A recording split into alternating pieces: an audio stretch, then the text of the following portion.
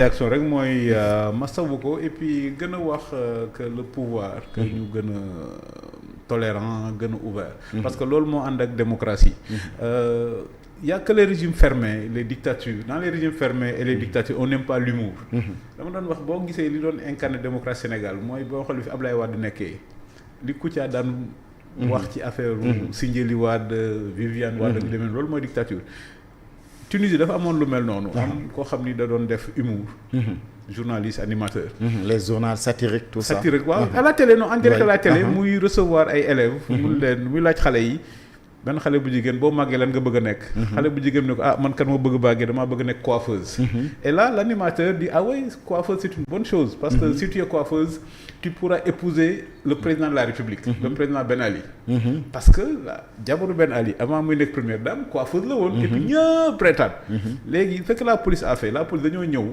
daguñu émission bi ils l'ont tabassé en direct les dictatures n'aiment pas l'humour les régimes fermés n'aiment pas l'humour notre confrère là li mu def à la limite et puis il voulait faire de l'humour de l'ironie des trucs comme ça mais ça c'est consubstantiel à la démocratie donc il faut que le nouveau régime la démocratie en général parce que c'est ça la différence entre dictature ak démocratie Donald Trump wane nañ ko mu jël cravatam cravate bu rouge bi ñu def ko mu pendre la statue de la liberté quand même c'est un symbole américain mais les Américains ont compris ça comme étant de l'humour et puis l'humour c'est bien dans la vie il faut avoir le sens de l'humour parce que dans les démocraties quand même yu gën a mag ci àdduna aussi dañuy gis ne xeetu journaliste boobu aussi daf ci bari trop mais da ci bari humour c'est-à-dire que la démocratie va avec l'humour la différence entre dictature ak démocratie mooy le silence xam nga Yaya Jammeh bi mu nekk président Gambie kenn dawul tudd turam moo tax gars yi dañ ko woowee Tony lu nekk ñu koy woowee du ko ay surnom Gabon Omar Bongo bi muy nekk président Gabon sénégalais Mor Dior lañ ko doon woowee parce que loolu mooy dictature par contre démocratie nag ça va avec l'humour ça va de temps en temps avec un peu d'excès ça va avec la satire pendant très longtemps boo doon xool France da nga doon gis les guignols mais les guignols li ñu doon wax ci rek moo gën a garaaw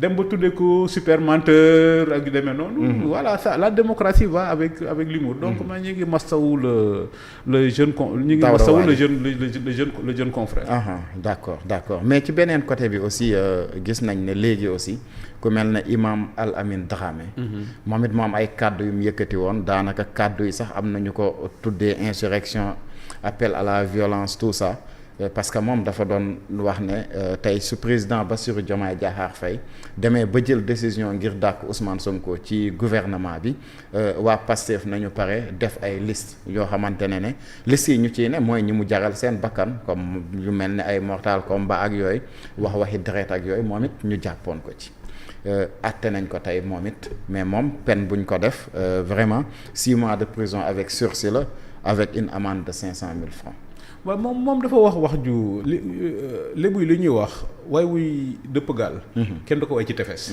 moom li mu wax dafa rëy parce que aussi démocratie ay comme on dit démocratie c'est l'organisation du désaccord c'est ça la démocratie la définition de démocratie c'est l'organisation du désaccord nous ne sommes pas d'accord mais on trouve des cadres de dialogue wala fi li ñuy wax réeroo amul ñàkk waxtaanam c'est pourquoi les démocraties particulièrement la démocratie sénégalaise elle est pacifique ñi yàqoon affaire démocratie rek mooy ce qui s'est passé entre 2021 ba 2024 c'est-à-dire loolu parenthèse boobu moo normalu donc parenthèse boobu il faut ñu fermer ko rapidement la démocratie ne cherche pas des martyrs la démocratie cherche des idées la démocratie cherche des divergences qu'on peut organiser c'est pourquoi il y a élection bu doon ñëpp d'accord nañ si tout le monde pense la même chose jarul élection nag ku nekk les élites là ku nekk day am sa idée am sa xalaat duñu d'accord léegi bu ñu demee on demande au peuple d'arbitrer pacifiquement et c'est pourquoi dama ko doon rappeler il y a quelques jours là bi ñuy Sonko di wax révolution des trucs je dis mais c'est pas une révolution Sonko est le gardien d'une illusion parce que li tax révolution di am ci démocratie mooy alternance l'alternance a été organisée dans une démocratie pour qu'il y ait pas de révolution pour qu'il y ait pas de coup d'état démocratie booy gis muy fonctionner normalement muy am alternance régulière du am révolution du am coup d'état si tu prends le pouvoir par les urnes si le pouvoir tu n'as pas besoin de le prendre par les rues par la rue si tu veux prendre le pouvoir démocratiquement tu n'as pas besoin de le prendre par les armes lii war ne am révolution amul lu yoon ni sommes une grande démocratie mooy la passation de service entre Ousmane Sonko ak Sidiki Kaba li ma sa passation de service bi njëkk a am ci àdduna bi mooy entre le premier président américain ak John Adams le premier président américain ak le deuxième président américain dans l'histoire c'était la première fois parce que li amoon ay buur moo amoon buur li kii rek day dee nguuram jeex wala révolution am ñu daaneel ko mais démocratie c'est le pacifisme c'est le débat d'idées donc ay wéy ñi pare des trucs comme ça il faut qu'on sorte ça et puis j'en profite aussi li sama un de mes amis le colonel Kébé li mu wax que oui s'il y a rupture on va avoir des problèmes sécuritaires c'est du chantage sécuritaire et puis à son niveau de responsabilité à son rang quand même il a été un grand militaire il a été un grand militaire un grand officier warul wax ci yooyu quoi moo tax parfois politique day yàq nit mais bu ñu desee ci le cas de imam est-ce que aussi réew mi fii mu toll nii doon nañ xaar kàddu yu mel noonu ci ay imam déedéet non c'est-à-dire non mais imam boo nekkee imam tu as une responsabilité particulière comme li ma wax souvent nga nekk imam religieusement nga nekk imam wala nga nekk sëriñ comme li ma la wax sama maam moo tuubal damel donc je fais partie de aussi des origines religieuses nga nekk imam wala nga nekk sëriñ contrairement à ce que l'on pense ou bien contrairement à ce que montrent certains comportements c'est pas un privilège c'est un supplément de responsabilité effectivement et dans ce cas de figure là l'imam n'a pas été responsable donc nekk imam wala nga nekk sëriñ c'est un supplément de responsabilité parce que dafa am ñu topp sa ginnaaw am ñu yaakaar sa ginnaaw yow dañoo yaakaar ni bu dee dëkk bi day tàkk yow yaa war a contribuer ñu fay c'est-à-dire islam bëggul fitna islam bëggul fitna islam bëggul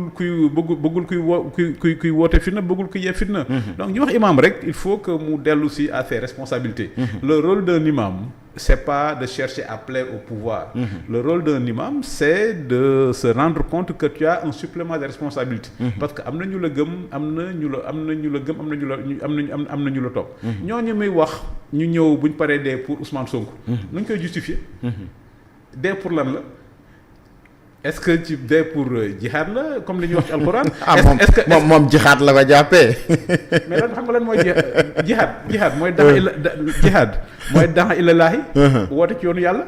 daxa illalaahi est-ce que le combat politique dee ci combat politique affaire yoonu yàlla non. mais moom ni mu ko jàppee loolu la parce que moom même boo dégloo raisonnement bi moom foofu la ko accès. waaw mais il fait une erreur. et c'est pourquoi il faut pas qu'il y ait de confusion. entre le religieux et le politique. C'est-à-dire waxuñ que les hommes religieux ils n'ont pas le droit de faire de la politique. mais ce qui est dangereux mooy nga mbubboo sa mbubbu religieux. pour faire de la propagande wala de l'idéologie. D'accord. Voilà parce que islam bu dee ñun ay julli lañ. islam diine jàmm la et li koy wane mooy li ñuy wax dans l'islam le pacte de Hudaybiya. quand le prophète paix salut sur lui bi mu ñëwee ba am doole war a dugg Makka ñu war a négocier moom moo am doole. mën na def lu ko neex. mais dafa wax déedéet comme nañ def benn accord ñoom comme bëgguñ ma dugg ren. ma demaat ba déwén mu ñëw. donc li ñuy xaar ci nitu diine yi. ñooy ñu yem ci daxa illallaahi. affaire politique nag mën nañ ciy joxe seen avis. science politique li ñuy wax la religion. apporte des réponses simples et définitives à des questions complexes. par contre la politique est du domaine du relativisme. En politique il y a pas de vérité définitive. donc boo nekkee dans l'espace politique sa casquette imam da nga koy dingi teg ko fële. mais mënoo mbubboo sa casquette imam di avancer masqué pour parce que parfois c'est ce qui fait la confusion. pour wax yenn wax yi mais confusion volontaire j'imagine. confusion volontaire. ça veut dire que c'est ça la différence. La religion apporte des réponses simples et définitives à des questions complexes. La religion gère l'au-delà. booy xool les 99 noms de Dieu il y a am na ci boo xam ni mooy celui qui ne rend jamais compte. donc nitu diine yi li ñu leen di xaar mooy ñu xëcc nit ñi sur l'au-delà. fàttali leen à l'akhira. les politiques eux ils gèrent des questions terrestres. et quand tu gères des questions terrestres c'est des questions humaines. et sur les questions humaines il y a pas de solution définitive. donc il faut ñu éviter la confusion man nga waxuñ nag boo nekkee imam waroo def politique. mais boo nekkee imam war def politique il faut juste enlever pendant que tu es dans la politique ton manteau d'imam. parce que il ne faut pas aussi politiser la religion. Des conflits politiques il y a toujours des solutions. mais malheureusement les conflits religieux et les conflits identitaires trouver des solutions sont quand même assez compliqués. léegi bu ñu desee ci deux cas yu ñu évoqué d'abord. mooy le cas de Daouda Wali ak le cas de imam. ñu jël comparaison même si comparaison n'est pas raison. kii ci kàddu goo xamante ne jàpp nañ lu mu wax garaaw na.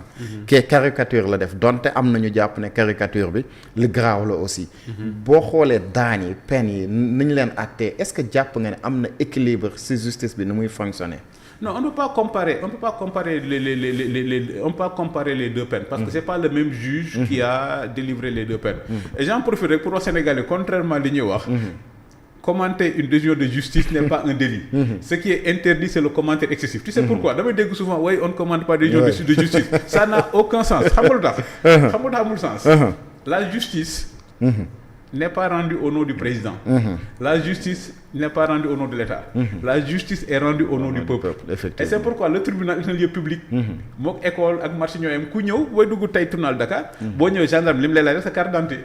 Donc là tu peux pas dire la justice est rendue au nom du peuple. Et demander en même temps au peuple de ne pas avoir un sentiment, de ne pas avoir de l'opinion. Mais sur le plan du droit mënuñ comparer les deux peines. Parce que j'imagine c'est deux juges différents qui ont affirmé la peine. Mais mon opinion personnelle. li imam wax moo gën a garaaw. Et puis mon opinion personnelle c'est le président de la République lui-même Bassirou Diomaye Faye c'est lui qui a fait référence à ces trucs traditionnels. Et puis nous Africains on doit être attachés à nos traditions. Je suis sûr que si ça dépendait que du président de la République pour lui bon ce ne serait pas grave autre mesure. Mais le procureur a pensé le contraire. Mais il faut que dans notre démocratie qu'on sache que l'humour, l'ironie l'ironie fait partie des charmes de la démocratie. Parce que dans une dictature, personne n'oserait le faire. Donc c'est ça la différence. Dans une dictature, la dictature, c'est le monopole de la violence et c'est le monopole de l'information pour créer la peur. Ce qui fait que kenn du ñi may wax. Mais la démocratie nag c'est le contraire. La régulation par l'excès, fii c'est la régulation par la peur. Mais li ma gën a yaakaar mooy lii lépp il faut que Sénégal génn ci. qu'on pose enfin les véritables débats sérieux. On ne peut pas demander aux magistrats d'être les régulateurs du système démocratique. Le régulateur du système démocratique dans une grande démocratie c'est l'opinion. C'est-à-dire nit boo waxee lu ëpp avant ngay dem tribunal opinion bi ci seen bopp. ñoom ñooy choqué. Et c'est pourquoi les propos du colonel Kébé ak les propos de l'imam ont choqué tout le monde. Avant que le magistrat ne se ressaisisse. Parce que jàppoon nañ ne quand même kaawu Waly quand même boo ko ci woowee c'est juste pour waxtaan ak moom bàyyi ko mu ñibbi. Mais ñu ngi koy masaw bu baax a baax en tout cas di ko encourager bu baax mais bëggoon naa aussi ñu taxaw tuuti ci justice sénégalaise. avant ñuy avancer ci yeneen questions yi. mooy tey dañu dem ba un moment donné dans la démocratie sénégalaise même nit ki bu bëggee génn pour exprimer wu wala étant sax journaliste bëgg a toog ci plateau yi pour donner un avis parfois y a la peur quoi. Parce que ragal nga tey nga pare wax justice convoquée la. Non est-ce que démocratie Sénégal waroon nañu àgg si loolu. Non le projet de Pastef depuis qu'ils sont arrivés au pouvoir ñoom ils ont un projet totalitaire. Et c'est quoi la différence entre dictature ak totalitarisme? Dictature mooy tu contrôles les instruments de coercition. Un projet totalitaire mooy tu as un projet de société, tu cherches à contrôler la société. Maintenant pour contrôler la société nag il faut contrôler deux choses, l'information ak la magistrature. Hitler, Mussolini, toutes les grandes